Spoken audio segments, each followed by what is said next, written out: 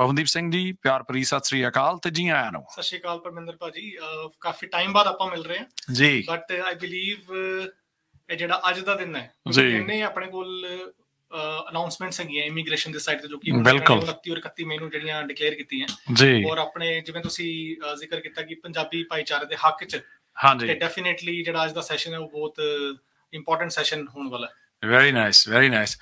ਪਵਨਦੀਪ ਸਿੰਘ ਜੀ, ਜਦੋਂ ਗੱਲਾਂ ਚੱਲਦੀਆਂ ਇਮੀਗ੍ਰੇਸ਼ਨ ਦੀਆਂ ਤੇ ਬਹੁਤ ਸਾਰੇ ਲੋਕ ਜਿਹੜੇ ਆ ਉਹ ਆਪਾਂ ਜਾਣਦੇ ਆ ਕਿ ਪੰਜਾਬੀ ਉਹਨਾਂ ਧੰਦਿਆਂ ਦੇ ਵਿੱਚ ਮੁਲਵਸ ਹੁੰਦੇ ਨੇ, ਉਹਨਾਂ ਕੰਮਾਂ ਕਾਰਾਂ ਦੇ ਵਿੱਚ ਹਿੱਸਾ ਲੈਂਦੇ ਨੇ ਜਿੱਥੇ ਉਹਨਾਂ ਦੀ ਖੁਦ ਮੁਖਤਿਆਰੀ ਜਿਹੜੀ ਆ ਉਹਨੂੰ ਕੋਈ ਚੈਲੰਜ ਨਾ ਹੁੰਦਾ ਹੋਵੇ। ਉਹਦੇ ਵਿੱਚ ਸਭ ਤੋਂ ਵੱਡਾ ਧੰਦਾ ਜਿਹੜਾ ਦੇਸ਼ ਵਿਦੇਸ਼ ਦੇ ਵਿੱਚ ਪੰਜਾਬੀ ਜਿਹਦੇ ਲਈ ਜਾਣੇ ਜਾਂਦੇ ਆ ਉਹ ਟਰਾਂਸਪੋਰਟੀਏ ਵੱਜਦੇ ਆ। ਸੋ ਟਰਾਂਸਪੋਰਟ ਇੰਡਸਟਰੀ ਦੇ ਵਿੱਚ ਪਟਾਰੀ ਚੋਂ ਨਵਾਂ ਸੱਪ ਕੱਢਣਾ ਤੁਸੀਂ ਅੱਜ ਪਹਿਲਾਂ ਉਹੀ ਕੱਢਦੇ ਆ। ਬਿਲਕੁਲ ਬਿਲਕੁਲ। ਸੋ ਸਭ ਤੋਂ ਪਹਿਲਾਂ ਬਹੁਤ ਵੱਡੀ ਖੁਸ਼ਖਬਰੀ ਉਹਨਾਂ ਵੀਰਾਂ ਲਈ ਜਿਹੜੇ ਕਿ ਖਾਸ ਕਰਕੇ ਬੱਸ ਡਰਾਈਵਿੰਗ ਔਰ ਟਰੱਕ ਡਰਾਈਵਿੰਗ ਦੇ ਵਿੱਚ ਕਾਫੀ ਸਮੇਂ ਤੋਂ ਆਪਣਾ ਯੋਗਦਾਨ ਪਾ ਰਹੇ ਹੈ। ਬਟ ਆਈ ਬਿਲੀਵ ਜਿਹੜੇ ਚੇਂਜਸ ਇਹਨਾਂ ਨੇ ਅਨਾਉਂਸ ਕੀਤੇ, ਜਿਹੜਾ ਟਰਾਂਸਪੋਰਟ ਸੈਕਟਰ ਅਗਰੀਮੈਂਟ ਹੋਇਆ between immigration New Zealand and the transport sector of New Zealand, ਤੇ I believe ਜਿਹੜੀ ਇਹਨਾਂ ਨੇ residence pathway ਕੱਢਿਆ ਬੱਸ ਡਰਾਈਵਰਸ ਲਈ ਔਰ truck drivers class 4 class 5 licence ਲਈ, ਆਈ ਥਿੰਕ ਸਭ ਤੋਂ ਵਧੀਆ ਗੱਲ ਹੈਗੀ ਹੈ ਕਿਉਂਕਿ not only for the migrant workers but also for the business owners ਭਾਜੀ, because ਤੁਹਾਨੂੰ ਪਤਾ ਹੈ ਕਿ logistics plays a very very big role in this country ਤੇ ਡੈਫੀਨੇਟਲੀ ਜਿਹੜਾ ਮੇਜਰ ਸ਼ੇਅਰ ਹੋਲਡਿੰਗ ਜਿਹੜੀ ਹੈਗੀ ਹੈ ਉਹ ਆਪਣੇ ਪੰਜਾਬੀਆਂ ਕੋਲ ਹੀ ਹੈਗੀ ਹੈ ਟਰਾਂਸਪੋਰਟ ਸੈਕਟਰ ਦੇ ਵਿੱਚ। ਸੋ ਆਈ ਬਿਲੀਵ ਬਿਜ਼ਨਸ ਓਨਰਸ ਲਈ ਵੀ ਬਹੁਤ ਫਾਇਦਾ ਆ ਔਰ ਜਿਹੜੇ ਲੋਕੀ ਐਜ਼ ਅ ਆਪਣਾ ਰੋਲ ਨਿਭਾ ਰਹੇ ਐਜ਼ ਅ ਟਰੱਕ ਡਰਾਈਵਰ ਜਾਂ ਬੱਸ ਡਰਾਈਵਰ ਉਹਨਾਂ ਲਈ ਵੀ ਡੈਫੀਨੇਟਲੀ ਖੁਸ਼ਖਬਰੀ ਹੈਗੀ। ਸੋ ਇਹ ਜਿਹੜੀ ਪਾਲਿਸੀ ਆ ਜਿਹਦੀ ਤੁਸੀਂ ਚਰਚਾ ਕਰ ਰਹੇ ਹੋ, ਇਹ ਪਾਲਿਸੀ ਸਾਰਿਆਂ ਦੇ ਨਾਲ ਨਿਖੜ ਕੇ ਸਾਹਮਣੇ ਆਈ ਆ। ਮੈਨੂੰ ਯਾਦ ਹੈ ਜਦੋਂ ਕੋਵਿਡ ਤੋਂ ਤੁਰੰਤ ਬਾਅਦ ਜਿਹੜੇ ਡੇਅਰੀ ਇੰਡਸਟਰੀ ਦੇ ਵਿੱਚ ਲੋਕ ਸ਼ਾਮਲ ਸਨ, ਉਹਨਾਂ ਦੀ ਸਪੈਸ਼ਲ ਕੈਟਾਗਰੀ ਦੇ ਵਿੱਚ ਜਦੋਂ ਅਨਾਉਂਸਮੈਂਟ ਹੋਈ ਤੇ ਆਪਣੇ ਪੰਜਾਬੀ ਨੂੰ ਉਹਦੇ ਵਿੱਚ ਵੀ ਕਾਫੀ ਫਾਇਦਾ ਹੋਇਆ। ਕੋਵਿਡ ਦੌਰਾਨ ਬਹੁਤ ਸਾਰੇ ਲੋਕ ਐਸੈਂਸ਼ੀਅਲ ਵਰਕਰ ਦੇ ਤੌਰ ਤੇ ਇਹਨਾਂ ਪ੍ਰੋਫੈਸ਼ਨਸ ਦੇ ਵਿੱਚ ਸ਼ਾਮਲ ਰਹੇ, ਉਹਨਾਂ ਨੂੰ ਵੀ ਇਸ ਦਾ ਐਡਵਾਂਟੇਜ ਮਿਲਿਆ।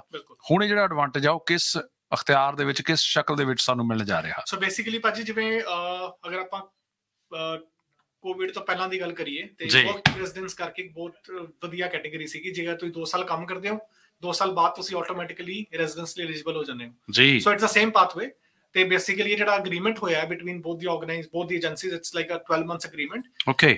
29 ਸਤੰਬਰ 2023 ਤੋਂ ਬਾਅਦ ਅੱਛਾ ਠੀਕ ਹੈ ਜਿਹੜੇ ਲੋਕੀ ਜਿਨ੍ਹਾਂ ਕੋਲ 2-2 ਸਾਲ ਦਾ ਐਕਸਪੀਰੀਅੰਸ ਹੈਗਾ ਇਧਰ ਬੱਸ ਡਰਾਈਵਿੰਗ ਦੇ ਵਿੱਚ ਔਰ truck driving class 4 and class 5 ਜੀ, ਉਹ ਰੈਜ਼ੀਡੈਂਸ ਜਿਹੜਾ ਆਪਣਾ ਅਪਲਾਈ ਕਰ ਸਕਣਗੇ। ਠੀਕ ਹੈ ਅੱਛਾ ਜੀ। ਸੋ ਥੋੜੇ ਬਹੁਤ ਟੈਕਨੀਕੈਲਿਟੀਜ਼ ਵੀ ਇਨਵੋਲਵਡ ਹੈਗੀਆਂ, ਉਹ ਆਪਾਂ ਡੈਫੀਨਿਟਲੀ ਕੇਸ ਟੂ ਕੇਸ ਜਿਹੜਾ ਐਨਾਲਿਸਿਸ ਕਰ ਸਕਦੇ ਹਾਂ। Very good. ਬਟ ਅਗਰ ਮੈਂ ਇਨ ਜਨਰਲ ਅਗਰ ਗੱਲ ਕਰਾਂ, ਸੋ ਇਨ ਜਨਰਲ 29 ਸਤੰਬਰ 2023 ਤੋਂ ਬਾਅਦ ਜਿਹੜੇ ਕ੍ਰਾਈਟੇਰੀਆ ਮੀਟ ਕਰਦੇ ਆ, ਜਿਨ੍ਹਾਂ ਕੋਲ 2 ਸਾਲ ਦਾ ਐਕਸਪੀਰੀਅੰਸ ਹੈ ਇਧਰ ਇਨ ਬੱਸ ਡਰਾਈਵਿੰਗ ਔਰ truck driving class 4 and class 5 licence, they will be eligible to apply for the very good. ਕਿੰਨੇ ਕੁ ਲੋਕਾਂ ਨੂੰ ਇਹਦਾ ਫਾਇਦਾ ਮਿਲੇਗਾ ਜੀ? ਆਈ ਥਿੰਕ ਭਾਜੀ ਅਗਰ ਆਪਾਂ ਨਾਰਥ ਇੰਡੀਆ ਦੀ ਗੱਲ ਕਰੀਏ, ਖਾਸ ਕਰਕੇ ਪੰਜਾਬੀਆਂ ਦੀ ਜਾਂ ਹਰਿਆਣੇ ਵਾਲੇ ਜਿਹੜੇ ਆਪਣੇ ਵੀਰ ਹੈਗੇ ਆ, I think most of them are into the trucking. So ਮੈਨੂੰ ਲੱਗਦਾ ਹੈ ਕਿ ਮੇਰੇ ਕੋਲ ਆંકੜਾ ਨਹੀਂ ਹੈ ਬਟ ਮੈਨੂੰ ਲੱਗਦਾ ਹੈ ਕਿ ਕਾਫੀ ਲੋਕ ਜਿਹੜੇ ਹੈਗੇ ਆ ਉਹ ਸੌਰਟਡ ਹੋਣਗੇ ਇਸ ਪਾਰਟਿਕੂਲਰ ਕੈਟਾਗਰੀ ਦੇ ਵਿੱਚ ਜੀ। ਖਾਸ ਕਰਕੇ ਅਗਰ ਆਪਾਂ ਬੱਸ ਡਰਾਈਵਿੰਗ ਦੀ ਗੱਲ ਕਰੀਏ, ਬਿਕੋਜ਼ ਤੁਸੀਂ ਕਾਫੀ ਇੰਟਰਵਿਊਜ਼ ਕਰਦੇ ਰਹਿੰਦੇ ਹੋ ਰਿਚੀ ਸਰ ਨਾਲ ਵੀ। ਹਾਂਜੀ ਕਮਲਦੀਪ। ਫਿਜੀ ਤੋਂ ਕਾਫੀ ਬੱਸ ਡਰਾਈਵਰ ਇੱਧਰ ਮਾਈਗ੍ਰੇਟ ਹੋਏ ਹੈ ਜੀ ਜੀ ਜੀ। ਡੈਫੀਨਿਟਲੀ ਉਹਨਾਂ ਨੂੰ ਵੀ ਕਿੱਥੇ ਨਾ ਕਿੱਥੇ ਜਿਹੜਾ ਉਹ ਫਾਇਦਾ ਜਿਹੜਾ ਐਡਵਾਂਟੇਜ ਹੈਗਾ। ਬਿਲਕੁਲ ਜੀ।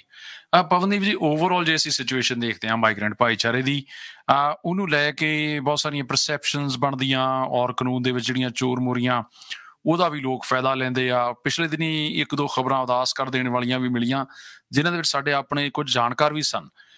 ਬਹੁਤ ਸਾਰੇ ਲੋਕ ਜਿਹੜੇ ਕਿ ਉੱਥੋਂ ਇੰਡੀਆ ਤੋਂ ਟੂਰਿਸਟ ਵੀਜ਼ਾ ਉਹਨਾਂ ਦਾ ਸਟੈਂਪ ਹੋਇਆ ਪਰ ਏਅਰਪੋਰਟ ਤੋਂ ਉਹਨਾਂ ਨੂੰ ਵਾਪਸ ਪਰਤ ਜਿਹੜਾ ਜਾਣਾ ਪਿਆ। ਇਹ ਕੀ ਵਜ੍ਹਾ ਹੋਈ? ਇਹ ਭਾਜੀ ਬਹੁਤ ਵੀਅਰਡ ਹੈ ਕਿਉਂਕਿ ਇਹ ਆਪਣੇ ਆਪ 'ਚ ਇੱਕ ਕਨਫਲਿਕਟ ਹੈਗਾ ਇਮੀਗ੍ਰੇਸ਼ਨ ਦੀ ਸਾਈਡ ਤੋਂ।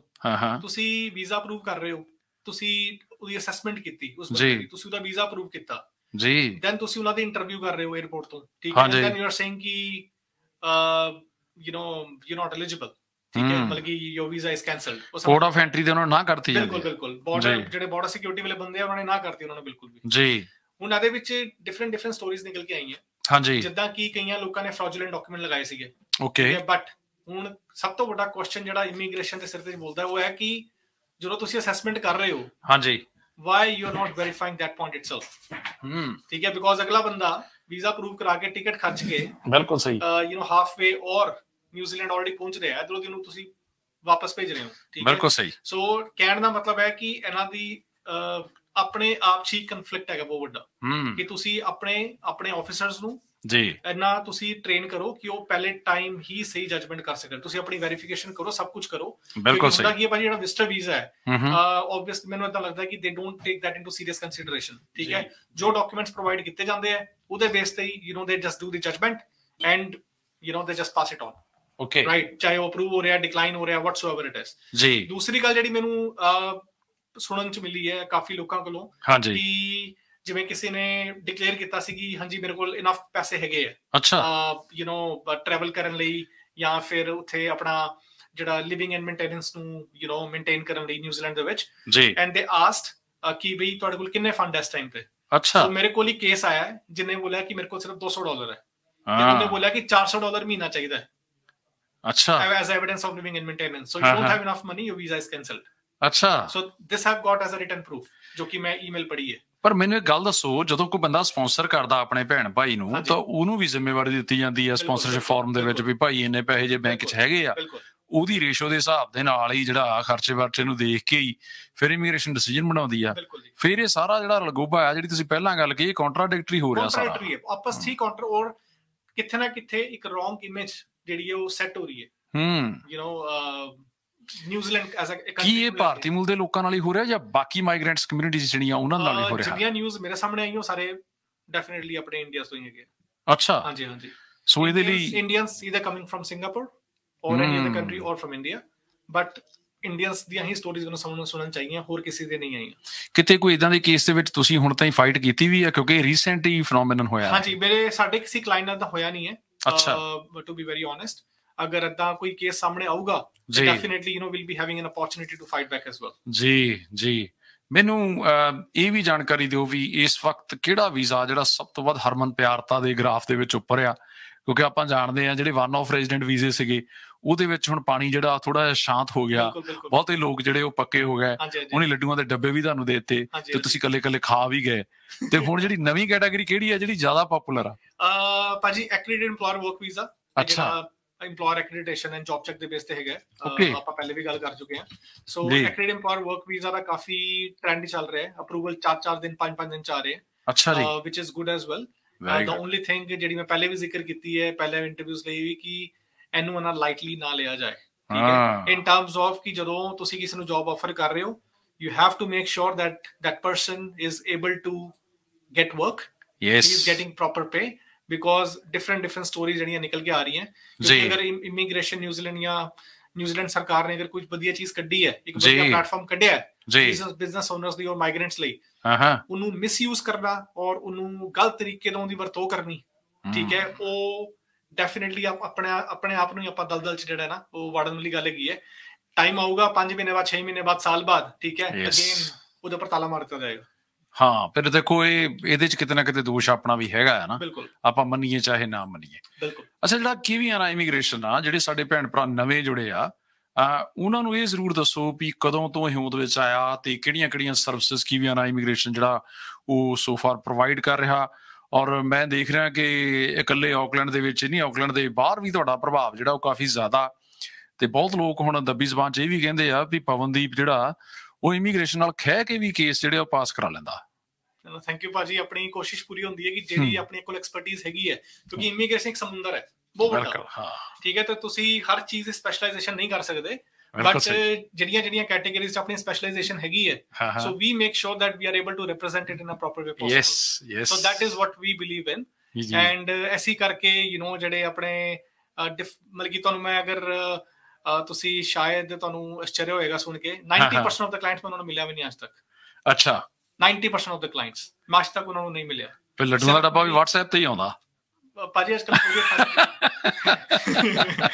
ਸੋ ਕਹਿਣ ਦਾ ਮਤਲਬ ਹੈ ਕਿ ਜਿਹੜੀ ਸਾਡੀ ਇੰਟੀਗ੍ਰਿਟੀ ਹੈ, ਓਨੈਸਟੀ ਹੈ, ਆਈ ਥਿੰਕ ਇਹ ਵੈਲਿਊ ਸਭ ਤੋਂ ਵੱਡੀ ਆ ਨਿਊਜ਼ੀਲੈਂਡ ਦੇ ਵਿੱਚ ਜਿਹੜੇ ਵਰਕ ਐਥਿਕਸ ਆ।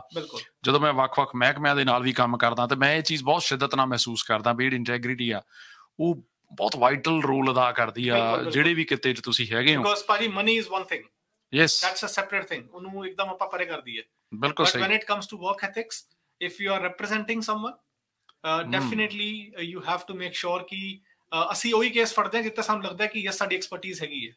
ਸਾਡੇ ਕੋਲ ਜਿਵੇਂ ਹੋਰ different cases ਆਉਂਦੇ ਆ, refugee case, so we just refer it to someone else, ਜਿਹੜੇ ਜਿਨ੍ਹਾਂ ਲੋਕਾਂ ਕੋਲ ਉਸ ਵਿੱਚ ਸਪੈਸ਼ਲਾਈਜੇਸ਼ਨ ਹੈਗੀ ਹੈ। ਬਿਲਕੁਲ ਸਹੀ। so that is what we believe in। ਬਿਲਕੁਲ ਸਹੀ।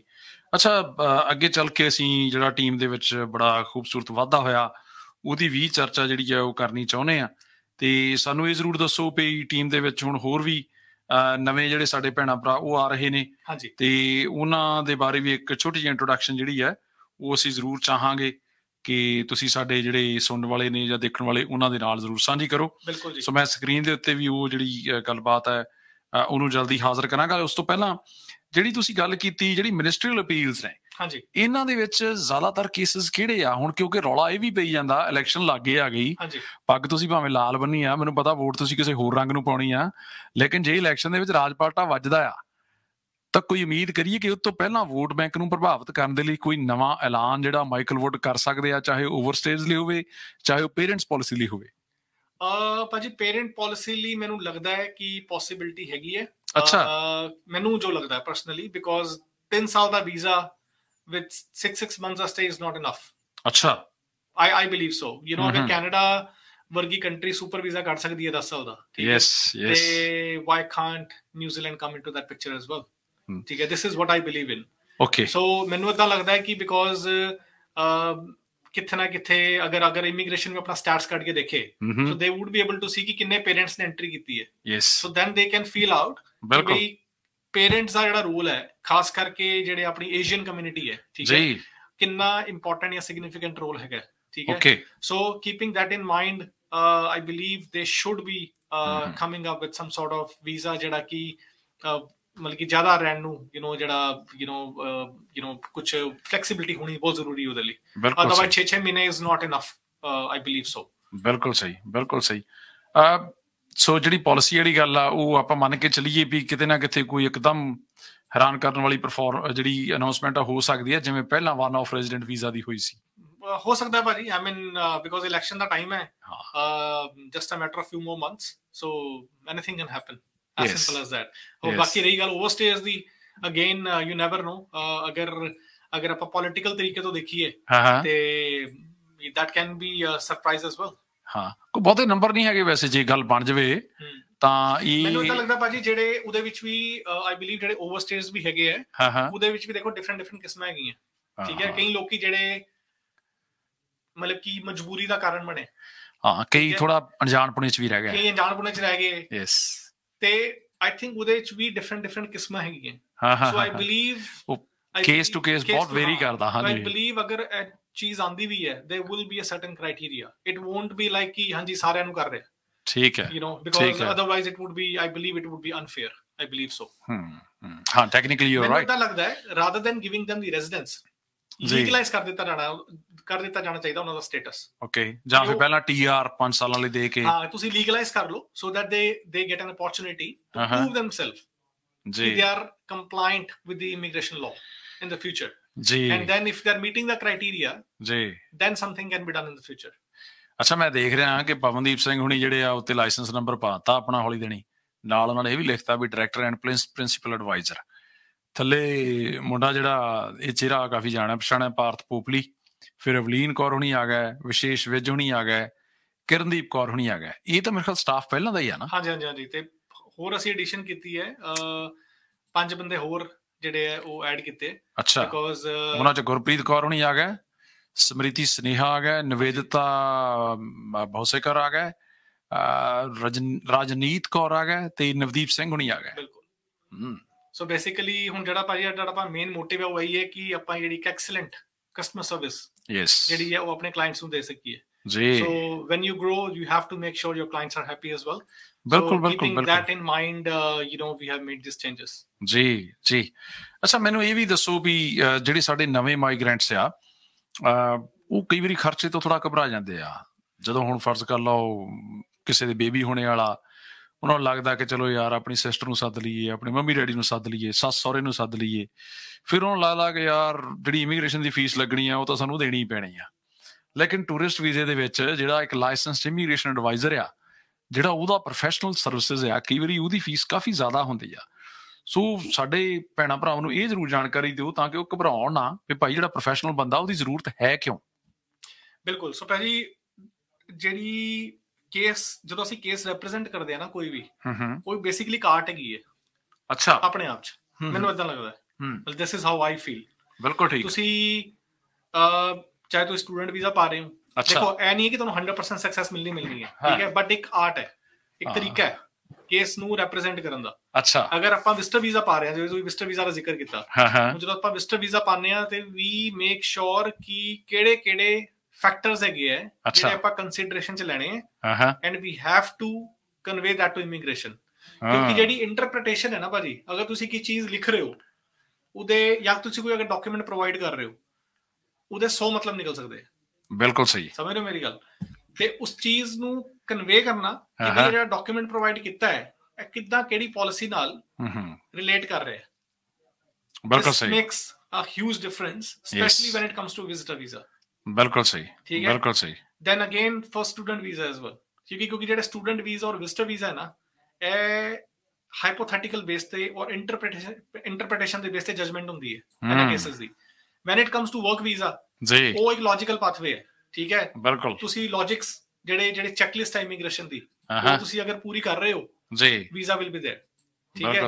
ਅਗਰ ਤੁਸੀਂ ਰੈਜ਼ੀਡੈਂਸ ਅਪਲਾਈ ਕਰ ਰਹੇ ਹੋ, again it's a checklist, so they gonna go through, okay, you know, you are ticking off all these points, you will be fine. But in certain categories, ਹੁਣ ਜਿਵੇਂ section 61 ਹੈ, ਬਿਲਕੁਲ ਸਹੀ, ਸੈਕਸ਼ਨ 61 ਲਈ ਤੁਹਾਨੂੰ ਆਰਟ ਚਾਹੀਦੀ ਹੈ। ਕਿਹੜੇ ਤੁਸੀਂ ਫੈਕਟਰ ਜਿਹੜੇ ਉਹ ਕੰਸੀਡਰੇਸ਼ਨ ਚ ਲੈਣੇ ਆ, ਇਮੀਗ੍ਰੇਸ਼ਨ ਨੂੰ ਨੋਟੀਫਾਈ ਕਰਨਾ ਹੈ ਕਿ ਵੀ ਆਹ ਚੀਜ਼ਾਂ ਹੈਗੀਆਂ, ਇਹਨਾਂ ਉੱਪਰ ਤੁਸੀਂ ਕੰਸੀਡਰੇਟ ਕਰੋ, ਤਾਂ ਜਾ ਕੇ ਤੁਹਾਡਾ ਜਿਹੜਾ ਵੀਜ਼ਾ ਦੀ ਹੋਪ ਹੈਗੀ ਹੈ ਕਿ ਵੀਜ਼ਾ ਅਪਰੂਵ ਹੋਏਗਾ। ਬਿਲਕੁਲ ਠੀਕ। ਸੋ ਇਨ ਸ਼ਾਰਟ, ਤੁਸੀਂ ਜਿਵੇਂ ਕਿਹਾ professional service, so it's basically N art. ਬਿਲਕੁਲ ਸਹੀ ਹੈ। ਮੈਂ ਇੱਕ ਚੀਜ਼ ਹੋਰ ਵੀ ਦੇਖਦਾ, ਜਿਹੜੀ ਤੁਸੀਂ ਪਹਿਲਾਂ ਵੈਲਿਊ ਦੀ ਗੱਲ ਕਰ ਰਹੇ ਸੀ, ਆਊਟ ਆਫ ਦਾ ਬਲੂ ਇਹ ਗੱਲ ਮੇਰੇ ਜ਼ਿਹਨ ਦੇ ਵਿੱਚ ਆਈ, ਕਿਉਂਕਿ ਜਿਹੜੀ ਐਂਪਥੀ ਆ ਜਾਂ ਸਿੰਪਥੀ ਆ ਜਾਂ ਹਿਊਮਨ ਸਾਈਕੋਲੋਜੀ ਆ, ਇਹਦੇ ਵਿੱਚ ਇਮੋਸ਼ਨਸ ਦਾ ਬਹੁਤ ਵੱਡਾ ਰੋਲ ਹੈ। ਜਿੱਦਾਂ ਸਾਡੇ ਵਰਗਿਆਂ ਦਾ ਦਿਲ ਧੱਕ ਧੱਕ ਕਰਦਾ ਹੁੰਦਾ ਜਦੋਂ ਇਮੀਗ੍ਰੇਸ਼ਨ ਵਾਲਿਆਂ ਦੀ ਚਿੱਠੀ ਉਡੀਕਦੀ ਬੰਦਾ ਹੁੰਦਾ ਵੀ ਚੱਲ ਯਾਰ ਇਹ ਤੋਂ ਬਾਅਦ ਅਗਲਾ ਭਵਿੱਖ ਜਿਹੜਾ ਤੈਅ ਹੋਣਾ। ਤੁਹਾਡਾ ਵੀ ਦਿਲ ਸੱਚੀ ਧੱਕ ਧੱਕ ਕਰਦਾ ਉਦੋਂ ਜਦੋਂ ਬੰਦੇ ਨੂੰ, ਤੁਹਾਨੂੰ ਈਮੇਲ ਆਉਂਦੀ, ਤੁਹਾਨੂੰ ਸਭ ਤੋਂ ਪਹਿਲਾਂ ਈਮੇਲ ਆਉਂਦੀ ਹੈ, ਤੁਸੀਂ ਅੱਗੋਂ ਬੰਦੇ ਨੂੰ ਫੋਨ ਕਰਕੇ ਦੱਸਦੇ ਵੀ ਭਾਈ ਵੀ ਸੁੱਕਣਾ ਲਾ ਲਓ, ਹੁਣ ਵੀ ਹੋ ਗਿਆ ਪੱਕੇ, ਹਨਾ? ਨਾ ਡੈਫੀਨਿਟਲੀ ਕਈ ਕੇਸਿਸ ਚ ਹੁੰਦਾ ਏਦਾਂ। ਅੱਛਾ। ਕਈ ਕੇਸਿਸ ਹੁੰਦਾ, ਕਈ ਕੇਸਿਸ ਤੁਹਾਨੂੰ ਅੰਦਰੋਂ ਪਤਾ ਹੁੰਦਾ ਕਿ ਹਾਂ ਬਈ 100% ਥਰੂ ਹੋਣਾ ਹੀ ਹੋਣਾ ਹੈ। ਕਈ cases just a matter of time. Exactly, just a matter of time. ਕਈ ਕੇਸਿਸ ਹੁੰਦਾ ਕਿ back of the mind you know ਕਿ there is a possibility that they can come with a concern। ਅੱਛਾ, ਠੀਕ ਹੈ। ਹੁਣ ਜਿਵੇਂ ਆਪਾਂ 2021 ਰੈਜ਼ੀਡੈਂਟ ਵੀਜ਼ਾ ਕੀਤੇ ਹੈ ਜੀ, ਆਈ ਨੋ ਕਿ mostly majority of the cases settled criteria ਸੀਗੇ, ਸਿਟੀਜ਼ਨ ਦੇ ਕੇਸ ਸੀਗੇ, ਬਟ ਅਗੇਨ ਕਈ ਕੇਸਿਸ ਐਵੇਂ ਦੇ ਵੀ ਸੀਗੇ ਜਿਨ੍ਹਾਂ ਦੇ ਪਹਿਲੇ ਕਰੈਕਟਰ ਕੰਸਰਨ ਸੀਗੇ। ਬਿਲਕੁਲ ਸਹੀ। ਡਰਿੰਕ ਐਂਡ ਡਰਾਈਵ ਨੂੰ ਲੈ ਕੇ, ਚਾਹੇ ਕੇਅਰਲੈਸ ਡਰਾਈਵਿੰਗ ਨੂੰ ਲੈ ਕੇ, ਇਹ ਰੌਲਾ ਬਹੁਤ ਪੈਣ ਲੱਗ ਪਿਆ ਆਪਣੇ ਬੰਦੇ। ਹਾਂਜੀ ਹਾਂਜੀ, ਬਿਲਕੁਲ। ਸੋ ਔਰ ਅਗੇਨ, ਔਰ ਉਹਦੇ ਵਿੱਚ ਐਵੇਂ ਦੇ ਵੀ ਕੇਸ ਸੀਗੇ ਸਕਿਲਡ ਉਸ ਕੇਸ ਕੈਟੇਗਰੀ ਦੇ ਵਿੱਚ, ਜੋ ਕਿ ਡਾਇਰੈਕਟਲੀ ਮੇਕ ਸੈਂਸ ਨਹੀਂ ਕਰਦੇ, but there is a way to deal with it. Getting me? ਬਿਲਕੁਲ ਸਹੀ। ਤੁਸੀਂ or by the grace of God ਭਾਜੀ, ਜਿੰਨੇ ਵੀ ਆਪਾਂ ਆਬਵੀਅਸਲੀ ਤੁਸੀਂ ਕਾਨੂੰਨ ਦੇ ਘੇਰੇ 'ਚ ਹੀ ਕੰਮ ਕਰਨਾ, ਤੁਸੀਂ ਕਿਹੜਾ ਝੂਠ ਬੋਲਣਾ ਕਿਸੇ ਲਈ। So again like I said, there is a way to present the case. ਬਿਲਕੁਲ ਸਹੀ। ਬਟ ਜਦੋਂ ਉਹ ਸਕਸੈਸ ਮਿਲਦੀ ਹੈ ਨਾ, that is a true success. that is when you feel like okay, ਤੁਸੀਂ ਕਿਸੇ ਨੂੰ ਐਡਵਾਈਸ ਕੀਤਾ ਜੀ ਤੇ and you got a fruitful result for that person। ਅੱਛਾ ਪਵਨਦੀਪ ਨੇ ਜਿਹੜੀ ਗੱਲ ਅੰਗਰੇਜ਼ੀ 'ਚ ਕਹੀ ਮੈਂ ਪੰਜਾਬੀ 'ਚ ਕਹਿਣਾ, ਪੰਜਾਬੀ 'ਚ ਇਹਦਾ ਮਤਲਬ ਜਿਹੜਾ ਤੱਤਸਾਰ ਉਹ ਇਹ ਨਿਕਲਦਾ ਵੀ ਸੁਰਮਾ ਪਾਉਣਾ ਬਹੁਤ ਲੋਕਾਂ ਨੂੰ ਆਉਂਦਾ, ਲੇਕਿਨ ਮਟਕਾਉਣਾ ਕਿਸੇ ਨੂੰ ਆਉਂਦਾ।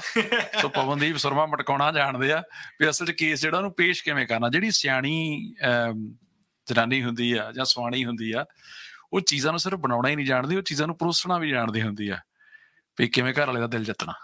ਸੋ ਆਪਣੇ ਕਲਾਇੰਟਸ ਦੇ ਲਈ ਇੱਕ ਪ੍ਰੋਫੈਸ਼ਨਲ ਸਰਵਿਸ ਜਿਹੜੀ ਆ ਉਹ ਪਵਨਦੀਪ ਸਿੰਘ ਅਤੇ ਉਹਨਾਂ ਦੀ ਪੂਰੀ ਟੀਮ, ਕਿਵੀਆਨਾ ਇਮੀਗ੍ਰੇਸ਼ਨ ਦੀ ਜਿਹੜੀ ਟੀਮ ਆ ਉਹ ਹਾਜ਼ਰ ਹੁੰਦੀ ਆ ਜੀ। ਤੇ ਜਿਵੇਂ ਆਫ ਏਅਰ ਸਾਡਾ ਜ਼ਿਕਰ ਚੱਲ ਰਿਹਾ ਸੀ, ਇਹਨਾਂ ਨੇ ਦੱਸਿਆ ਵੀ ਬਹੁਤੀ ਵਾਰ ਤਾਂ ਅਸੀਂ ਦਫ਼ਤਰ ਜਾਈਦਾ ਨਹੀਂ, ਬਾਹਰੋਂ ਬਾਰੀ ਕੰਮ ਨਿਬੇੜਦੀ ਦਾ। ਇੰਟਰਵਿਊ ਦੇ ਵਿੱਚ ਵੀ ਇਹਨਾਂ ਨੇ ਜਾਣਕਾਰੀ ਦਿੱਤੀ ਵੀ ਬਹੁਤ ਸਾਰੇ ਕਲਾਇੰਟਸ ਇੱਦਾਂ ਦੇ ਆ ਜਿਨ੍ਹਾਂ ਨੂੰ ਨਿੱਜੀ ਤੌਰ ਤੇ ਉਹ ਮਿਲੇ ਨਹੀਂ ਕਦੇ ਵੀ। ਤੇ ਕਿਉਂਕਿ ਅੱਜ ਦੇ ਟੈਕਨੋਲੋਜੀ ਦੇ ਯੁੱਗ ਦੇ ਵਿੱਚ ਇਹ ਸਾਰੀਆਂ ਚੀਜ਼ਾਂ ਬੜੀਆਂ ਸੰਭਵ ਨੇ। ਜਿਹੜਾ ਪੇਪਰ ਵਰਕ ਆ ਤੁਹਾਡਾ ਉਹ ਤੁਸੀਂ ਇੱਦਾਂ ਮੰਗਾ ਲੈਂਦੇ ਹੋ, ਦੇਸ਼ ਦੇ ਕਿਸੇ ਵੀ ਹਿੱਸੇ ਵਿੱਚ ਤੁਸੀਂ ਹੋ। ਯਾਦ ਰੱਖੋ ਕੋਈ ਵੀ ਨਾ ਇਮੀਗ੍ਰੇਸ਼ਨ ਦੀ ਟੀਮ ਜਿਹੜੀ ਹੈ ਤੁਹਾਡੀ ਸੇਵਾ 'ਚ ਹਾਜ਼ਰ ਹੈ। ਤੇ ਇੱਕ ਜਿਹੜੀ ਇਹਨਾਂ ਨੇ ਨਵੀਂ ਨਕੋਰ ਜਾਣਕਾਰੀ ਦਿੱਤੀ ਹੈ, ਇਸ ਨੂੰ ਦੁਬਾਰਾ ਅਸੀਂ ਰੀਕਾਲ ਕਰਦੇ ਹਾਂ। ਟਰਾਂਸਪੋਰਟ ਇੰਡਸਟਰੀ ਦੇ ਵਿੱਚ ਜਿਹੜੇ ਸਾਡੇ ਭੈਣਾਂ ਭਰਾ ਇਸ ਵਕਤ ਆਪਣੀ ਸੇਵਾ ਨਿਭਾ ਰਹੇ ਨੇ, ਉਹਨਾਂ ਦੇ ਵਾਸਤੇ ਕੁਇਕਲੀ ਭਾਜੀ ਇੱਕ ਜਿਹੜਾ ਅਪਡੇਟ ਆ ਉਹ ਦੁਬਾਰਾ ਕਰ ਦਿਓ, ਕਿਉਂਕਿ ਸਾਡੇ ਬਹੁਤ ਸਾਰੇ ਸੱਜਣਾ ਜਿਹੜੇ ਕਈ ਵਾਰੀ ਇੰਟਰਵਿਊ ਲੇਟ ਸੁਣਨੀ ਸ਼ੁਰੂ ਕਰਦੇ ਆ। ਬਿਲਕੁਲ। ਸੋ ਟਰਾਂਸਪੋਰਟ ਸੈਕਟਰ ਵਾਲੇ ਜਿਹੜੇ ਆਪਣੇ ਵੀਰ ਹੈਗੇ ਆ, ਉਹਨਾਂ ਲਈ ਜਿਹੜੀ ਸਭ ਤੋਂ ਗੁੱਡ ਨਿਊਜ਼ ਹੈ, ਜਿਹੜਾ ਮੋਸਟ ਅਵੇਟਡ ਨਿਊਜ਼ ਆਈ ਵੁੱਡ ਸੇ ਇਮੀਗ੍ਰੇਸ਼ਨ ਦੀ ਸਾਈਡ ਤੋਂ, ਕਿ ਜਿਹੜੇ ਐਜ਼ ਅ ਬੱਸ ਡਰਾਈਵਰ ਕੰਮ ਕਰ ਰਹੇ ਹੈ, ਔਰ ਜਾਂ ਫਿਰ ਐਜ਼ ਅ ਕਲਾਸ 4 ਜਾਂ class 5 as a truck driver ਕੰਮ ਕਰ ਰਹੇ, 29 ਸਤੰਬਰ 2023 ਤੋਂ ਬਾਅਦ ਅਗਰ ਉਹਨਾਂ ਕੋਲ 2 ਸਾਲ ਦਾ ਐਕਸਪੀਰੀਅੰਸ ਹੈਗਾ and they are meeting other requirements as well, they will be able to file the work to residence. ਜੀ, ਸੋ ਜਿਹੜਾ ਐਗਰੀਮੈਂਟ ਹੋਇਆ ਹੈ between immigration New Zealand and transport sector, it's basically for 12 months. ਉਸ ਤੋਂ ਬਾਅਦ 12 ਮਹੀਨੇ ਬਾਅਦ ਦੁਬਾਰਾ ਇਹਨੂੰ ਰੀਅਸੈਸ ਕੀਤਾ ਜਾਏਗਾ, ਐਂਡ ਅਗਰ ਉਹਨਾਂ ਨੂੰ ਲੱਗਿਆ ਕਿ definitely there is a need of extension, I think can be done as well। ਅੱਛਾ, ਮੈਨੂੰ ਇਹ ਵੀ ਦੱਸੋ ਵੀ ਹਾਰਟੀਕਲਚਰ ਇੰਡਸਟਰੀ ਆ, ਹਸਪੀਟੈਲਿਟੀ ਇੰਡਸਟਰੀ ਆ, ਟੂਰਿਜ਼ਮ ਬਹੁਤ ਵੱਡੇ ਤੌਰ ਤੇ ਰੀੜ੍ਹ ਦੀ ਹੱਡੀ ਮੰਨਿਆ ਜਾਂਦਾ ਇਸ ਮੁਲਕ ਦੇ ਲਈ, ਉਹਨਾਂ ਦੇ ਲਈ ਅੱਗੋਂ ਕੋਈ ਅਨਾਉਂਸਮੈਂਟ ਹੋ ਸਕਦੀ ਆ, ਜਾਂ ਫਿਰ ਸਰਕਾਰ ਨੇ ਮੂੰਹ ਪੂੰਝ ਦਿੱਤਾ ਐਕਰੀਡੇਸ਼ਨਾਂ ਵਾਲਾ ਜਿਹੜਾ ਪੱਖ ਆ ਉਹਨੂੰ ਖੋਲ ਕੇ? ਅਨਫੋਰਚੂਨੇਟਲੀ ਇਹ ਜਿਹੜੇ ਸੈਕਟਰ ਜਿਹੜੇ ਤੁਸੀਂ ਨਾਮ ਲਏ, ਹਾਰਟੀਕਲਚਰ ਹੋ ਗਿਆ, ਹਸਪੀਟੈਲਿਟੀ ਹੋ ਗਿਆ, ਇਹਨਾਂ ਲਈ ਨਹੀਂ ਹੈ ਕੁਝ ਵੀ ਐਟ ਦ ਮੋਮੈਂਟ। ਬਟ ਜਿਹੜੀ ਚੀਜ਼ ਮੈਂ ਇੱਥੇ ਐਡ ਆਨ ਕਰਨਾ ਚਾਹੁੰਦਾ ਸੀਗਾ, that was around the construction. ਹਾਂਜੀ, ਬਿਕੋਜ਼ ਕੰਸਟਰਕਸ਼ਨ ਨੂੰ ਲੈ ਕੇ ਕਾਫੀ ਸ਼ਾਰਟੇਜਸ ਰਹੀਆਂ। ਜਿਹੜੀ ਇਹਨਾਂ ਨੇ ਗ੍ਰੀਨ ਲਿਸਟ ਕੱਢੀ 29 ਮਈ ਨੂੰ, ਉਹਦੇ ਵਿੱਚ ਜਿਹੜੇ ਟੀਅਰ 2 ਗ੍ਰੀਨ ਲਿਸਟ ਹੈਗੀ ਹੈ, ਉਹਦੇ ਵਿੱਚ ਇਹਨਾਂ ਨੇ ਹੋਰ ਰੋਲ ਐਡ ਕੀਤੇ, ਜਿਹਦੇ ਵਿੱਚ ਤੁਹਾਡੇ ਬਿਲਡਿੰਗ ਐਸੋਸੀਏਟ ਜਿਹੜੇ ਸਾਈਟ ਮੈਨੇਜਰਸ ਹੁੰਦੇ ਆ, ਅੱਛਾ, ਉਹ ਵੀ ਉਹਦਾ ਹਿੱਸਾ ਬਣ ਸਕਦੇ ਆ ਅਗਰ ਉਹ ਸਰਟਨ ਕ੍ਰਾਈਟੇਰੀਆ ਮੀਟ ਕਰ ਰਹੇ ਉਹਦੇ। ਉਸ ਤੋਂ ਬਾਅਦ ਉਹਨਾਂ ਨੇ ਗੈਸ ਫਿਟਰਸ, ਡਰੇਨ ਲੇਅਰਸ ਔਰ ਜਿਹੜੇ ਆਪਣੇ ਕ੍ਰੇਨ ਆਪਰੇਟਰਸ ਹੈਗੇ ਉਹ ਵੀ ਐਡ ਕੀਤੇ ਆ। ਉਸ ਤੋਂ ਬਾਅਦ ਉਹਨਾਂ ਨੇ ਕਈ ਸਿਵਲ ਮਸ਼ੀਨ ਆਪਰੇਟਰ, ਜਿੱਦਾਂ ਕਿ अर्थ मूविंग प्लांट ऑपरेटर हो गया, बुलडोजर ऑपरेटर हो गया, एक्सकवेटर ऑपरेटर हो गया, लोडर ऑपरेटर हो गया, ਇਹ ਵੀ ਐਡ ਕੀਤੇ ਆ। ਐਂਡ ਉਸ ਤੋਂ ਇਲਾਵਾ ਜਿਹੜੇ ਆਪਣੀ ਹਲਾਲ ਇੰਡਸਟਰੀ ਹੈ, ਹਲਾਲ ਸਲੌਟਰਸ, ਉਹਨਾਂ ਨੂੰ ਵੀ ਉਹਨਾਂ ਨੇ ਗ੍ਰੀਨ ਲਿਸਟ ਦੇ ਵਿੱਚ ਐਡ ਕੀਤਾ, which is indirectly related to hospitality। ਨਹੀਂ, ਠੀਕ ਆ, ਉਸ ਲੈਵਲ ਦੇ ਲੋਕਾਂ ਨੂੰ ਉਹਨਾਂ ਦੀ ਵੀ ਸੁਣੀ ਜਾਣੀ ਚਾਹੀਦੀ ਆ, ਇਹਦੇ 'ਚ ਕੋਈ ਸ਼ੱਕ ਨਹੀਂ। ਜਿਹੜਾ ਸਭ ਤੋਂ ਇੰਪੋਰਟੈਂਟ ਭਾਜੀ, ਜਿਹੜਾ ਸਭ ਤੋਂ ਜਿਹੜੇ ਖਾਸ ਕਰਕੇ ਜਿਹੜੇ ਆਪਣੇ ਪੰਜਾਬੀ ਭਰਾ ਹੈਗੇ ਆ, they are more into the chorus work।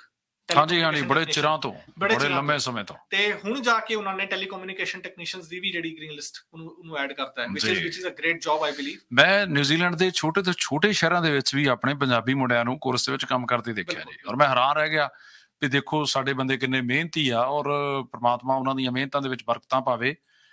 ਸਾਡੇ ਬਹੁਤ ਪਿਆਰੇ ਮਿੱਤਰ ਨੇ ਅਰਸ਼ਪ੍ਰੀਤ ਹੁਣੀ ਹੈਮਿਲਟਨ ਤੋਂ, ਉਹ ਕਹਿੰਦੇ ਵੀ ਸਤਿ ਸ਼੍ਰੀ ਅਕਾਲ ਪਰਮਿੰਦਰ ਭਾਜੀ ਤੇ Pawandeep Singh and team, licensed immigration adviser ਨੇ ਜੀ, ਤੇ always very helpful information। ਲੋਕ ਤੁਹਾਡੇ ਤੇ ਬਹੁਤ ਯਕੀਨ ਕਰਦੇ ਆ, ਤੇ ਮੈਂ ਉਮੀਦ ਕਰਦਾ ਤੁਸੀਂ ਇਹ ਯਕੀਨ ਨੂੰ ਕਾਇਮ ਰੱਖੋਗੇ। ਬਿਲਕੁਲ। ਉਚਾਈ ਪ੍ਰਾਪਤ ਕਰਨੀ ਬੜੀ ਸੌਖੀ ਹੈ, ਲੇਕਿਨ ਮੁੱਠੀ 'ਚ ਰੱਖਣੀ ਬੜੀ ਔਖੀ ਹੈ। ਬਿਲਕੁਲ ਜੀ, ਬੜੀ ਮਿਹਰਬਾਨੀ। ਔਰ ਕੋਈ ਹੋਰ ਨਵੀਂ ਗੱਲ ਜਿਹੜੀ ਤੁਹਾਨੂੰ ਲੱਗਦਾ ਕਿ ਬਾਕੀ ਇਮੀਗ੍ਰੇਸ਼ਨ ਐਡਵਾਈਜ਼ਰ ਜਿਹੜੇ ਆ, ਉਹ ਸ਼ਾਇਦ ਕਿਤੇ ਨਾ ਕਿਤੇ ਪਵਨਦੀਪ ਦੇ ਬਰਾਬਰ ਦੇ ਨਹੀਂ ਹੋਣਗੇ? ਗੋਰੇ ਸਲਾਈਟ ਐਜ ਕਹਿੰਦੇ ਹੁੰਦੇ ਇੱਕ, ਉਹ ਜਿਹੜੀ ਸਲਾਈਟ ਐਜ ਆ ਉਹ ਪਵਨਦੀਪ ਦੇ ਕੋਲ ਕਿਹੜੀ ਆ? ਅਗੇਨ ਭਾਜੀ ਗੱਲ ਉੱਥੇ ਆਉਂਦੀ integrity, maintaining a proper communication, transparency, and that's it. ਠੀਕ ਹੈ ਜੀ, ਇੱਕ ਸ਼ਾਇਦ ਮੈਂ ਕੋਸ਼ਿਸ਼ ਕਰਦਾ ਉਹਨਾਂ ਨੂੰ ਸ਼ਾਮਲ ਕਰਨ ਦੀ। ਸਤਿ ਸ਼੍ਰੀ ਅਕਾਲ ਜੀ, ਤੁਹਾਡਾ ਸਵਾਗਤ ਹੈ। ਹੈਲੋ, ਮੇਰੇ ਖਿਆਲ ਉਹ ਆਫ ਏਅਰ ਗੱਲ ਕਰਨੀ ਚਾਹੁੰਦੇ ਆ। ਸੋ ਜਿਹੜੇ ਵੀ ਕੋਈ ਸਵਾਲ ਤੁਹਾਡੇ ਹੋਣ, ਤੁਸੀਂ ਇਸ ਗੱਲਬਾਤ ਨੂੰ ਦੁਬਾਰਾ ਵੀ ਸੁਣ ਸਕਦੇ ਹੋ, ਤੇ ਇਸ ਗੱਲਬਾਤ ਦੀ ਜਿਹੜੇ ਕਮੈਂਟਸ ਸੈਕਸ਼ਨ ਦੇ ਵਿੱਚ ਤੁਸੀਂ ਆਪਣੀ ਟਿੱਪਣੀ ਦਰਜ ਕਰ ਸਕਦੇ ਹੋ, ਤਾਂ ਕਿ ਉਹ ਥੋੜਾ ਸੁਨੇਹਾ ਜਿਹੜਾ ਉਹ ਅਸੀਂ ਕਿਵੇਂ ਆਣਾ ਇਮੀਗ੍ਰੇਸ਼ਨ ਦੀ ਟੀਮ ਨੂੰ ਪਹੁੰਚਾਉਂਦੇ ਚੱਲੀਏ। ਤੇ ਪਵਨਦੀਪ ਜੀ, ਮੈਂ ਇਹ ਵੀ ਉਮੀਦ ਕਰਦਾ ਅਗਲੀ ਵਾਰ ਤੁਸੀਂ ਆਪਣੀ ਟੀਮ ਦੇ ਵੀ 1-2 ਬੰਦੇ ਲੈ ਕੇ ਆਓ। ਬਿਲਕੁਲ ਭਾਜੀ, ਦੇਖੀਏ ਉਹ ਵੀ ਪੰਜਾਬੀ ਨਹੀਂ ਸੋਹਣੀ ਬੋਲ ਲੈਂਦੇ ਆ। ਬਿਲਕੁਲ, ਕਿਉਂਕਿ ਕਲਾਇੰਟਸ ਜਿਹੜੇ ਆ ਉਹਨਾਂ ਦੇ ਤੁਸੀਂ ਫੋਨ ਨਹੀਂ ਚੱਕੋ, ਬਾਈ ਚਾਂਸ ਤੁਸੀਂ ਅੱਗੇ ਪਿੱਛੇ ਹੋਵੋ, ਕਿਉਂਕਿ ਤੁਹਾਡੇ ਘਰ 'ਚ ਵੀ ਖੁਸ਼ਖਬਰੀ ਆਈ ਆ, ਕਈ ਵਾਰੀ ਬੰਦਾ ਬਿਜ਼ੀ ਹੁੰਦਾ, ਤੇ ਉਹ ਜਿਹੜੀ ਟੀਮ ਆ ਉਹਨਾਂ ਨੂੰ ਵੀ ਥੋੜਾ ਰੂਬਰੂ ਕਰਾਈਏ ਆਪਾਂ। ਡੈਫੀਨਿਟਲੀ ਆਪਾਂ ਨੈਕਸਟ ਇੰਟਰਵਿਊ ਦੇ ਵਿੱਚ ਸਾਡੇ 2 ਐਡਵਾਈਜ਼ਰਸ ਹੈਗੇ ਆ, very good, Parth Popli and Avleen Kaur. ਹਾਂਜੀ, ਵਿਲ ਮੇਕ ਸ਼ੋਰ ਕਿ ਦੇ ਆਰ ਹੇਅਰ। ਹਾਂ, ਵਧੀਆ ਲੱਗੂਗਾ ਸਾਨੂੰ ਵੀ ਕਿ ਚਲੋ ਠੀਕ ਆ, ਟੀਮ ਜਿਹੜੀ ਆ ਉਹ ਪੂਰੀ ਸਟੂਡੀਓ ਦੇ ਵਿੱਚ ਆਈ ਆ। ਤੇ ਭਾਜੀ ਜਿਹੜਾ ਫਿਰ ਵੀ ਤੁਹਾਨੂੰ ਸੰਪਰਕ ਕਰਨਾ ਹੋਵੇ ਤੇ ਸਭ ਤੋਂ ਵਧੀਆ ਸਲੀਕਾ ਫਿਰ ਕਿਹੜਾ ਹੈ ਜੀ, ਕਿਵੇਂ ਆਣਾ ਇਮੀਗ੍ਰੇਸ਼ਨ ਦੇ ਨਾਲ ਇਨ ਟੱਚ ਹੋਣ? ਅਗਰ ਤੁਸੀਂ ਮੈਨੂੰ ਡਾਇਰੈਕਟਲੀ ਕੰਟੈਕਟ ਕਰਨਾ ਚਾਹੁੰਦੇ ਹੋ, you can always call me on 02772922637 ਜੀ। ਇਨ ਕੇਸ ਅਗਰ ਮੈਂ ਫੋਨ ਨਾ ਚੁੱਕਾਂ, ਤੁਸੀਂ ਪਲੀਜ਼ ਆਪਣਾ ਇੱਕ ਟੈਕਸਟ ਮੈਸੇਜ ਛੱਡ ਦਿਓ। ਅੱਛਾ, ਐਂਡ ਆਈਲ ਮੇਕ ਸ਼ੋਰ ਕਿ within 24 hours I am getting back to you. ਉਸ ਤੋਂ ਇਲਾਵਾ ਜਿਹੜੇ ਬਾਕੀ ਨੰਬਰਸ ਹੈਗੇ ਆ, they all belong to my team members, so you can contact them as well। Landline ਵੀ ਹੈਗਾ ਜੀ 392 ਲੈਂਡਲਾਈਨ ਸਿੱਧਾ ਮੇਰੇ ਫੋਨ ਤੇ ਵੱਜਦਾ, ਤੇ advisors@kivianaimmigration.co.nz। ਵੈਸੇ ਇਹਨਾਂ ਦਾ ਦਫ਼ਤਰ ਦਾ ਸਰਨਾਮਾ ਬੜਾ ਸੌਖਾ ਜਿਹਾ, ਅਲੀ ਦਾ ਪਹਿਲਾ ਹੀ ਨੰਬਰ 1 ਹੈ ਜੀ, ਪੋਲਿਨ ਸਟਰੀਟ, ਗ੍ਰੇ ਲੈਨ ਦੇ ਵਿੱਚ ਉੱਥੇ ਵੈਸੇ ਕੋਈ ਨਾ ਕੋਈ ਬੈਠਾ ਹੁੰਦਾ ਜੀ ਜਾਂਦੇ? ਹਾਂਜੀ ਬਿਲਕੁਲ, ਪੂਰੀ ਟੀਮ ਹੁੰਦੀ ਹੁੰਦੀ ਹੈ। ਹਾਂ, ਵੀ ਜੇ ਗੱਲਬਾਤ ਕਿਸੇ ਨੇ ਬੰਦੇ ਨੇ ਕਰਨੀ ਆ ਤਾਂ ਉੱਥੇ ਜਾ ਕੇ ਵੀ ਕਰ ਸਕਦਾ। ਸੋ ਤੁਸੀਂ ਗ੍ਰੇ ਲੈਨ ਜਿਹੜਾ ਕਿ ਥੋੜਾ ਜਿਹਾ ਵੈਸਟ ਦੇ ਵਿੱਚ ਪੈ ਜਾਂਦਾ ਸਾਡੀ ਆਕਲੈਂਡ ਸਿਟੀ ਤੋਂ, ਔਰ ਬੜਾ ਵਧੀਆ ਤਰੀਕੇ ਨਾਲ ਲੰਮੇ ਸਮੇਂ ਤੋਂ ਭਾਈਚਾਰੇ ਦੀ ਸੇਵਾ 'ਚ ਹਾਜ਼ਰ ਨੇ।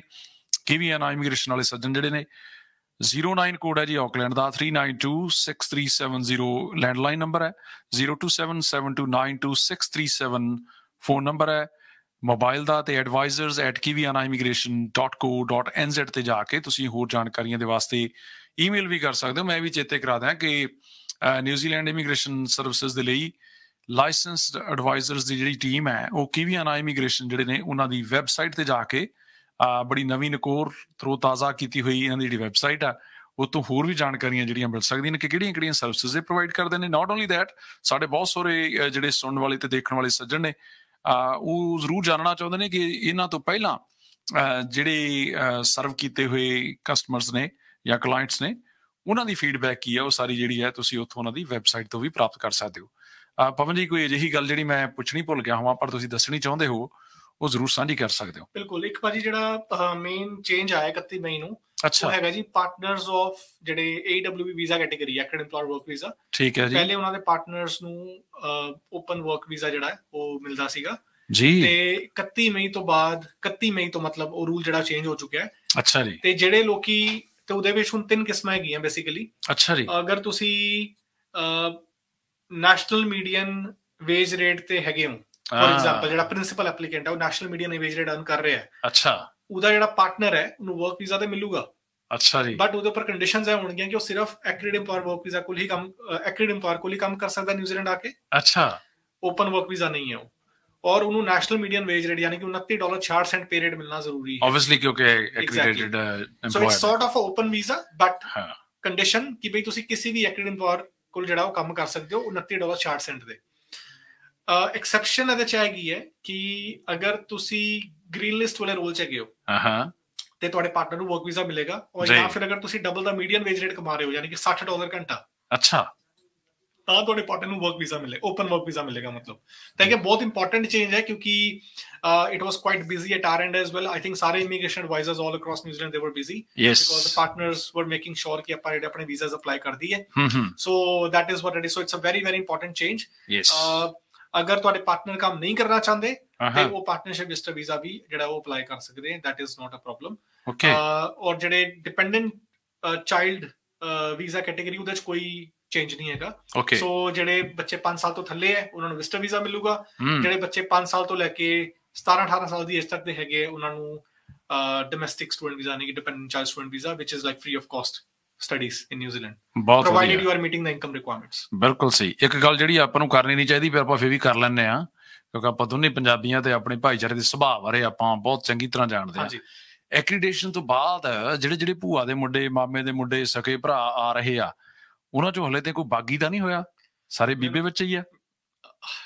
ਅਗੇਨ ਗੱਲ ਉੱਥੇ ਆਉਂਦੀ ਹੈ, ਮੈਂ ਤੁਹਾਨੂੰ ਕੀ ਕਿਹਾ, ਅਗਰ ਇਮੀਗ੍ਰੇਸ਼ਨ ਨੇ ਕੋਈ ਚੀਜ਼ ਪ੍ਰੋਵਾਈਡ ਕੀਤੀ ਹੈ ਨਾ, ਸਹੀ ਤਰੀਕੇ ਨਾਲ ਵਰਤੋਂ ਕਰਨੀ ਬਹੁਤ ਜ਼ਰੂਰੀ ਹੈ, ਚੋਰ ਮੋਰੀਆਂ ਨਾ ਲੱਭੀਏ। ਐਗਜ਼ੈਕਟਲੀ। ਤੇ ਇਸ ਕਰਕੇ ਤੁਸੀਂ ਓਨੈਸਟ ਰਹੋ, I think for migrant workers as well and for the business owners as well. Yes. As long as ਤੁਸੀਂ ਟ੍ਰਾਂਸਪੇਰੈਂਸੀ ਨਾਲ ਚੱਲੋਗੇ ਔਰ ਰੂਲਸ ਫੋਲੋ ਕਰਕੇ ਚੱਲੋਗੇ ਤੇ ਆਬਵੀਅਸਲੀ ਇਮੀਗ੍ਰੇਸ਼ਨ ਵੀ ਸਾਥ ਦੇਊਗੀ। ਸੋ ਬੀਬੇ ਬੱਚੇ ਬਣ ਕੇ ਰਹੀਏ। ਬਿਲਕੁਲ, ਬਹੁਤ ਵਧੀਆ।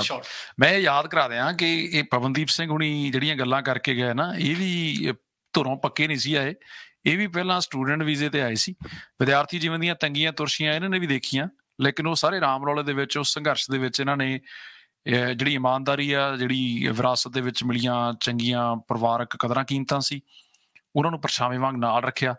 ਅੱਜ ਇਹੀ ਵਜ੍ਹਾ ਹੈ ਕਿ ਇਸ ਨੌਜਵਾਨ ਉਮਰ ਦੇ ਵਿੱਚ ਉਹਨਾਂ ਨੇ ਇੱਕ ਉੱਦਮੀ ਐਂਟਰਪ੍ਰੇਨਿਓਰ ਦੇ ਤੌਰ ਦੇ ਉੱਤੇ ਨਿਊਜ਼ੀਲੈਂਡ ਦੇ ਵਿੱਚ ਆਪਣੀ ਜਿਹੜੀ ਕੰਪਨੀ ਹੈ ਸਥਾਪਿਤ ਹੀ ਨਹੀਂ ਕੀਤੀ, ਬਲਕਿ ਉਸ ਦੇ ਵਿੱਚ ਬੜਾ ਖੂਬਸੂਰਤ ਵਾਧਾ ਹੋ ਰਿਹਾ ਹੈ। ਜਿਹੜੇ ਪੜ੍ਹੇ ਲਿਖੇ ਲੋਕ ਨੇ ਉਹ ਉਹਨਾਂ ਦੀਆਂ ਸੇਵਾਵਾਂ ਤੋਂ ਬਹੁਤ ਚੰਗੀ ਤਰ੍ਹਾਂ ਵਾਕਫ ਨੇ ਔਰ ਪ੍ਰਭਾਵਿਤ ਨੇ। ਮੈਂ ਉਮੀਦ ਕਰਦਾ ਕਿ ਇਸ ਸਾਰੀ ਗੱਲਬਾਤ ਤੋਂ ਤੁਸੀਂ ਜਿੱਥੇ ਇਮੀਗ੍ਰੇਸ਼ਨ ਦੀਆਂ ਨੀਤੀਆਂ ਸੰਬੰਧੀ ਪਾਰਦਰਸ਼ੀ ਤਰੀਕੇ ਦੇ ਨਾਲ ਜਾਣਕਾਰੀ ਤਾਂ ਲਈ, ਲੇਕਿਨ ਇੱਕ ਪੰਜਾਬੀ ਨੌਜਵਾਨ ਦੇ ਜਿਹੜੇ ਉੱਦਮ ਭਰੇ ਵਤੀਰੇ ਤੋਂ ਵੀ ਤੁਸੀਂ ਜ਼ਰੂਰ ਪ੍ਰਭਾਵਿਤ ਹੋਏ ਹੋਵੋਗੇ। ਜੀਤ ਓਠੀ ਸਾਹਿਬ ਨੇ, ਉਹ ਕਹਿੰਦੇ ਵੀ ਗੁੱਡ ਡਿਸਕਸ਼ਨ ਦੋਵੇਂ ਵੀਰ ਫਰੋਮ ਗੁਰਜੀਤ ਸਿੰਘ। ਧੰਨਵਾਦ ਗੁਰਜੀਤ ਵੀਰ, ਤੁਹਾਡਾ ਬਹੁਤ ਸ਼ੁਕਰੀਆ, ਕਿਉਂਕਿ ਜਿਹੜੀਆਂ ਗੱਲਾਂ ਅਸਲ ਦੇ ਵਿੱਚ ਪਵਨਦੀਪ ਹੁਣੀ ਦਫ਼ਤਰ 'ਚ ਬਹਿ ਕੇ ਕਰਦੇ ਆ, ਜਿਨ੍ਹਾਂ ਦੇ ਲਈ ਤੁਹਾਡੇ ਤੋਂ ਪੈਸੇ ਵੀ ਲੈਂਦੇ ਆ, ਉਸ ਤੋਂ ਇਲਾਵਾ ਵੀ ਉਹਨਾਂ ਦੀ ਜ਼ਿੰਦਗੀ ਦਾ ਇੱਕ ਹਿੱਸਾ ਹੈ ਜਿੱਥੇ ਉਹ ਨਾਨ ਪੋਲੀਟੀਕਲ ਲੌਬਿੰਗ ਕਰਦੇ ਆ, ਜਿੱਥੇ ਉਹ ਮਿਨਿਸਟਰੀਅਲ ਫੋਰਮ ਦੇ ਵਿੱਚ ਸ਼ਾਮਲ ਹੋ ਕੇ ਆਪਣੀ ਜਿਹੜੀ ਰੀਅਲ ਟਾਈਮ ਫੀਡਬੈਕ ਹੈ ਉਹ ਇਮੀਗ੍ਰੇਸ਼ਨ ਮਾਮਲਿਆਂ ਦੇ ਮੰਤਰੀ ਤੱਕ ਪਹੁੰਚਾਉਂਦੇ ਨੇ, ਔਰ ਸਮੇਂ ਦਰ ਸਮੇਂ ਇਹਨਾਂ ਦੀ ਜਿਹੜੀ ਫੀਡਬੈਕ ਹੈ ਉਹ ਸਾਡੇ ਭਾਈਚਾਰੇ ਦੇ ਬਹੁਤ ਕੰਮ ਆਈ। ਮੈਂ ਸਹੀ ਕਹਿ ਰਿਹਾ ਜੀ? ਬਿਲਕੁਲ ਜੀ। ਤਾਂ ਹੀ ਗੱਲ ਜਿਹੜੀ ਅੱਗੇ ਤੱਕ ਗਈ ਹੈ। ਗੱਲ ਕਰਾਂਗੇ ਤੇ ਗੱਲ ਬਣੇਗੀ। ਹਾਂ, ਇਹ ਨਹੀਂ ਕਿ ਬਸ ਠੀਕ ਹੈ ਜੀ ਵੀ ਮੈਂ ਸੋਚ ਲਿਆ, ਮੈਨੂੰ ਹੁਣ ਨੌਲੇਜ ਹੈਗੀ ਆ, ਅੱਗੋਂ ਮੈਂ ਹੁਣ ਸ਼ੇਅਰ ਨਹੀਂ ਕਰਨੀ। ਹਾਂਜੀ, ਕਿਆ ਬਾਤ ਹੈ ਜੀ। ਸੋ ਇਸ ਗੱਲ ਦਾ ਤੁਸੀਂ ਵੀ ਖਿਆਲ ਰੱਖਣਾ ਕਿ ਸਾਡੇ ਬਹੁਤ ਪ੍ਰੋਫੈਸ਼ਨਲ ਬੰਚ ਕਿਵੀਆਨਾ ਇਮੀਗ੍ਰੇਸ਼ਨ ਦੇ ਨਾਲ ਕਦੇ ਵੀ ਤੁਹਾਨੂੰ ਜ਼ਰੂਰਤ ਹੋਵੇ, ਸਕਰੀਨ ਦੇ ਉੱਤੇ ਸਾਰੇ ਜਿਹੜੇ ਸਰਨਾਮੇ ਨੇ ਉਹ ਤੁਹਾਡੇ ਲਈ ਨਸ਼ਰ ਕੀਤੇ ਜਾ ਰਹੇ ਨੇ। ਸੋ ਇੱਕ ਵਾਰ ਫੇਰ ਇਸ ਟੀਮ ਦੇ ਬਿਹਾਫ ਦੇ ਉੱਤੇ ਸਟੂਡੀਓ 'ਚ ਹਾਜ਼ਰ ਹੋਏ ਉਹਨਾਂ ਦੇ ਜਿਹੜੇ ਪ੍ਰਿੰਸੀਪਲ ਐਡਵਾਈਜ਼ਰ ਨੇ ਸਰਦਾਰ ਪਵਨਦੀਪ ਸਿੰਘ, ਉਹਨਾਂ ਦਾ ਸ਼ੁਕਰੀਆ ਅਦਾ ਕਰਦੇ ਹਾਂ। ਪਵਨਦੀਪ ਜੀ, ਬੜੀ ਮਿਹਰਬਾਨੀ। ਪਰਮਾਤਮਾ ਕਰੇ ਤੁਸੀਂ ਚੜ੍ਹਦੀ ਕਲਾ 'ਚ ਰਹੋ ਔਰ ਭਾਈਚਾਰੇ ਦੀ ਚੜ੍ਹਦੀ ਕਲਾ ਵਾਸਤੇ ਕੰਮ ਕਰਦੇ ਰਹੋ। ਇਹ ਵੱਡੀ ਗੱਲ ਆ। ਬਹੁਤ ਸ਼ੁਕਰੀਆ ਦੋਸਤੋ। ਕਿਵੀਆਨਾ ਇਮੀਗ੍ਰੇਸ਼ਨ ਤੋਂ ਸਰਦਾਰ ਸਾਹਿਬ ਸਾਡੇ ਨਾਲ ਸ਼ਾਮਲ ਹੋਏ ਸਨ। ਉਹਨਾਂ ਦੇ ਨਾਲ ਅੱਗੇ ਚੱਲ ਕੇ ਫਿਰ ਵੀ ਇਸੇ ਤਰ੍ਹਾਂ ਦੇ ਜਿਹੜੇ ਫੀਚਰਸ ਨੇ ਅਸੀਂ ਤੁਹਾਡੇ ਤੱਕ ਹਾਜ਼ਰ ਕਰਦੇ ਰਹਾਂਗੇ। ਇਸ ਗੱਲਬਾਤ ਨੂੰ ਅੱਜ ਦੁਬਾਰਾ ਅਸੀਂ 8:30 ਵਜੇ ਤੁਹਾਡੀ ਸੇਵਾ ਦੇ ਵਿੱਚ ਇੱਕ ਵਾਰ ਫੇਰ ਹਾਜ਼ਰ ਕਰਾਂਗੇ, ਫੇਸਬੁੱਕ ਤੇ ਰਾਹੀਂ ਵੀ।